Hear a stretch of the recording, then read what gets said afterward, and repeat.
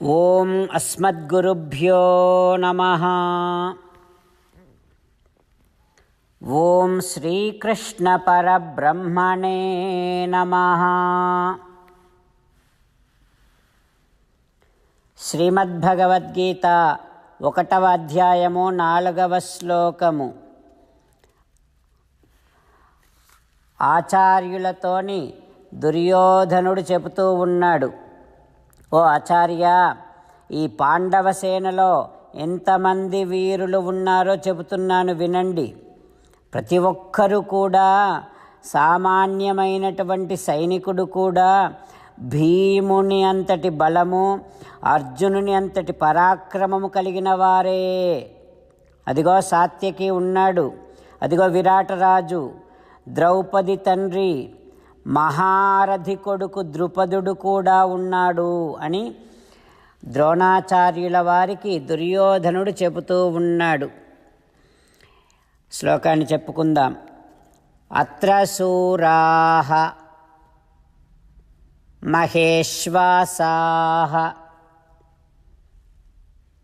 భీమార్జున సమాహయుధి యుయుధానో విరాటశ్చ ద్రుపదశ్చ మహారథః. ఓం.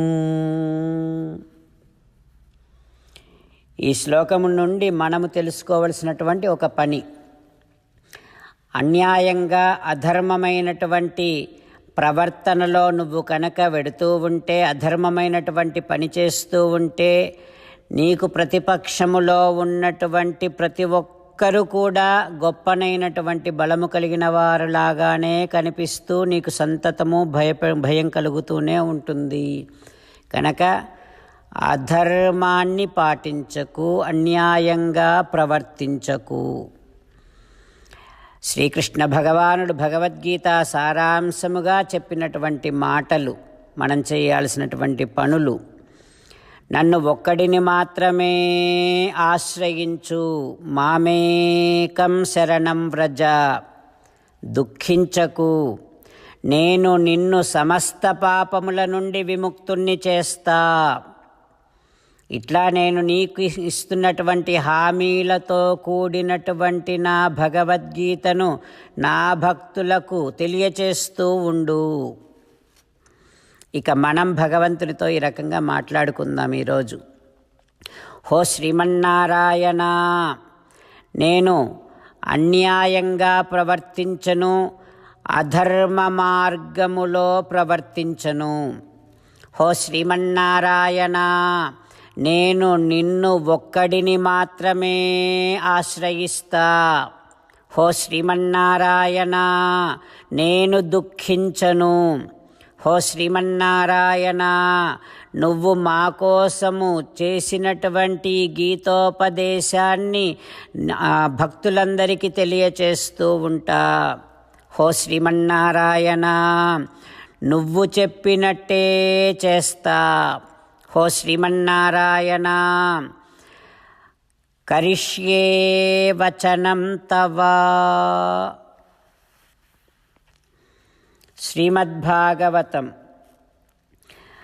శ్రీమద్భాగవత గ్రంథానికి తల వంచి నమస్కరిస్తూ, నిగమకల్పతరోర్గలితం ఫలం సుఖముఖాదమృతద్రవ సంయుతం పిబత భాగవతం రసమాలయం ముహురహో రసికా భువి భావుకాః.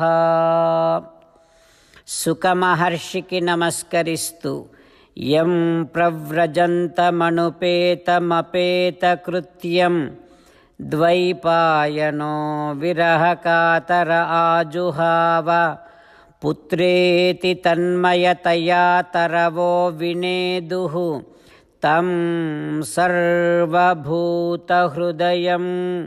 మునిమానతోస్మి. శ్రీమన్నారాయణునికి, చతుర్ముఖ బ్రహ్మకి, సరస్వతీదేవికి, వ్యాస భగవానుడికి సాష్టాంగ నమస్కారము చేస్తూ నారాయణం నమస్కృత్య నరం చైవ నరోత్తమం దేవీం సరస్వతీం వ్యాసం తతో జయం ఉదీరయేత్. సౌనకాది మహర్షులందరూ కూడా అడుగుతూ ఉన్నారు, ఓ సూత మహానుభావ, కలియుగం వచ్చింది, కలిదోషాలను తొలగించుకోవాలి అనంటే కేవలము శ్రీకృష్ణుడి యొక్క దివ్యమైనటువంటి చేష్టితములను వినటము వల్లనే కలిదోషాలు తొలగిపోతాయని, మా కష్టాలు తొలగిపోతాయి అని మేము విన్నామయ్యా. ఓ మహానుభావా, భగవంతుని యొక్క కథలను వినటము కోసమే మేము ఇక్కడ దీర్ఘసత్రయాగము 1000 సంవత్సరాలు జరపబడే యజ్ఞాన్ని చేస్తున్నామయ్యా. సంసార సాగరాన్ని దాటడానికి కథాశ్రవణము కోసమని ఆ భగవానుడే నిన్ను మా దగ్గరికి పంపించినట్టుగా ఉన్నాడు. ఓ ఈ మహానుభావా, శ్రీకృష్ణుడి యొక్క అవతారమును గురించి, శ్రీకృష్ణుడు అవతారాన్ని ముగించి వైకుంఠానికి వెళ్ళిపోయిన తర్వాత వచ్చినటువంటి కలియుగాన్ని గురించి, ఇందులో మేము పాటించాల్సినటువంటి ధర్మాన్ని గురించి మాకు చెప్పవా?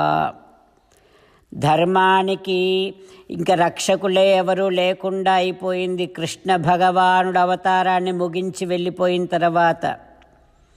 అందుకని కృష్ణ చరిత్రను వింటే కలి తన ప్రభావాన్ని చూపించదు. కృష్ణ చరిత్రను వినటమే ధర్మ ప్రవర్తన అని మాకు అర్థమవుతోంది. ఆ విధంగా కలిదోషాలను హరించి వేసేటటువంటి కృష్ణ చరిత్రను మాకు చెప్పవా అని సూత మహానుభావుడిని సౌనకాది మహర్షులందరూ అడగగానే సూతుల వారు ఈ రకంగా చెబుతూ ఉన్నారు. రోమహర్షుని కుమారుడు సూతుడు, ఆయన చెప్తూ ఉన్నాడు. ఆయనకి చాలా సంతోషం కలిగింది. ఋషులంతా చక్కనైనటువంటి కథాశ్రవణాన్ని అడుగుతూ ఉన్నారు కదా, శ్రీకృష్ణ కథాశ్రవణాన్ని అడుగుతున్నారు కదా అని సంతోషం కలిగి ఆ సమాధానాన్ని చెప్పే కంటే ముందర తనకి భాగవతాన్ని ఉపదేశము చేసినటువంటి ఆచార్యులైనటువంటి సుఖమహర్షికి తాను నమస్కారం చేస్తూ ఉన్నాడు, ధ్యానం చేసుకుంటూ ఉన్నాడు. ఆ సుఖమహర్షిని గురించి పరిచయము చేస్తున్నాడు సౌనకాది మహర్షులందరికీ. ఏమిటట సుఖమహర్షి అనంటే, సుఖమహర్షి ఎంత గొప్పవాడో తెలుసానయ్యా.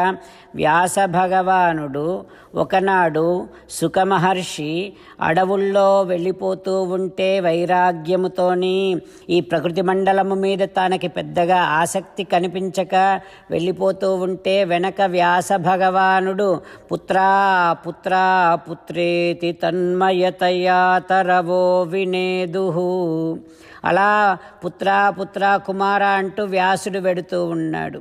అయితే సుఖమహర్షి తన దృష్టిని తన శరీరము మీద పెట్టకుండా తన దృష్టిని మిగతా చేతనాచేతనములకు ఉండేటటువంటి భౌతికమైనటువంటి శరీరము మీద ప్రవర్తింపచేయకుండా ఆ సుఖమహర్షి తన దృష్టిని లోపల ఉన్నటువంటి ఆత్మ దాకా ప్రవర్తింపచేసేటటువంటి అలవాటు కలిగినటువంటి వాడు కనుక వెనక వ్యాస భగవానుడు పిలుస్తున్నటువంటి పుత్ర అనేటటువంటి ఆ మాటని కూడా, ఆ పదాన్ని కూడా సుఖమహర్షి తన ఆత్మకే ప్రవర్తింపచేస్తూ ఉండటం వల్ల తనలో ఉన్నటువంటి ఆత్మ మిగతా చేతనాచేతనములలో ఉన్నటువంటి ఆత్మలన్నీ కూడా జ్ఞానాకారములే కనుక ఒక 10 మంది ఒకే పేరుతో ఒక్కచోట ఉంటే ఎవరైనా ఆ పేరుని పిలిస్తే ఆ పేరు కలిగినటువంటి వారు ఆ 10 మంది ఒక్కసారిగా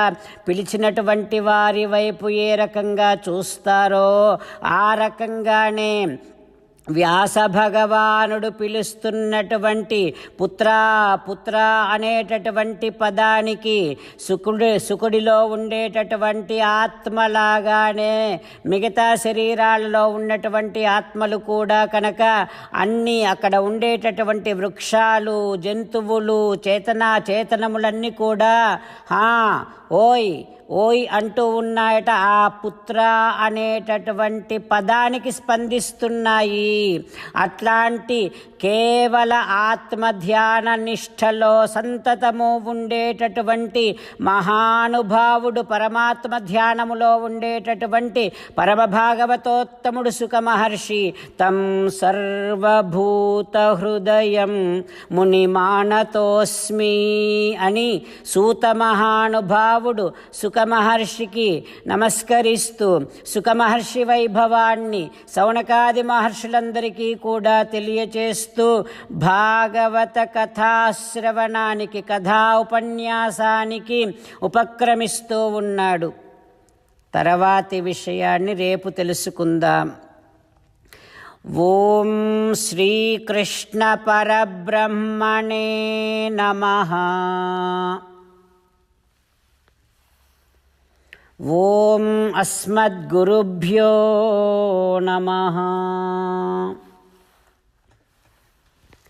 4వ శ్లోకము భగవద్గీతలోనిది. మొదటి అధ్యాయము, మొదటి 4వ శ్లోకము.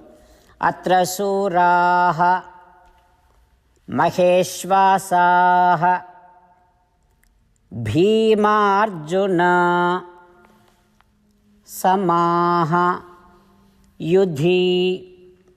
యుయుధానో విరాటశ్చ ద్రుపదశ్చ మహారథః. సర్వం శ్రీకృష్ణార్పణమస్తు. జై శ్రీమన్నారాయణ.